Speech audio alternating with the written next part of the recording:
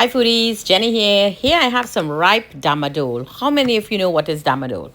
Let me know, leave me a comment. So I will take my damadol, give it a little oil over it, wrap it in foil paper. Now you could put parchment paper and then reinforce with foil paper. I give it a stovetop roasting. If you have an open grill or fire outside, that's the best thing. Go ahead because I love that char on the skin.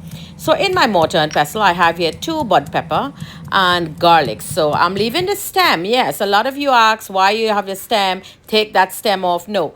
When it's green, the stem has lots of flavors in it. So I like to leave my stem in there. It does no harm in cooking. It's not going to poison you. If you could eat the leaf of the pepper, why not the stem? So let's continue. So I'm going to take some and put it in this my frying pan. I'm going to dice or slice up some onions a bit small and drop it into my frying pan. So what I like to do is to soften this with some oil. Drop some oil in there, drizzle a little bit of oil. I'm using olive oil in this one actually. Make it a little healthy, you know. So Granny would usually chunky everything up nicely. So I want to just soften this on the side until you start smelling the garlic infusion is taking place. That's exactly the point that I like. So while I'm here, I like to know what part of the world that you're joining in from. Warm welcome to all my new foodies all around the world. I'm seeing Goa, Fiji, Mauritius. Warm welcome. Hi, this is Jenny's Walk.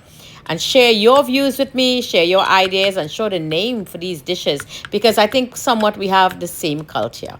So put the damadol in the mortar and pestle and give it a nice little mash. We're mashing it up nice. Now in goes the damadol into that slightly sauteed onion and garlic and pepper. And what I did, I missed the clip, I add a little bit of fish powder. Now some of you will put codfish or saltfish, as we would say. Excellent idea. Just take it to another level. So we're going to add a little bit of sugar in this because sometimes the damadol is a bit tangy and sour.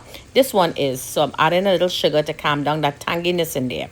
Not too much. Taste the damadol first before you do this step. Give it a good little mix and let everything melt off very nicely on very low heat. You're not cooking this too much. Just a little bit to take the tartiness out of the damadol.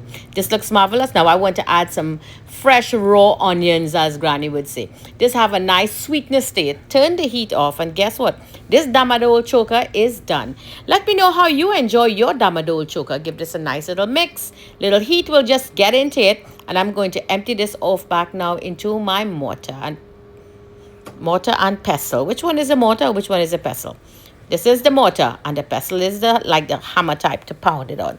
So there you go. Simple and easy. Do it. A nice little scorpion pepper there for presentation.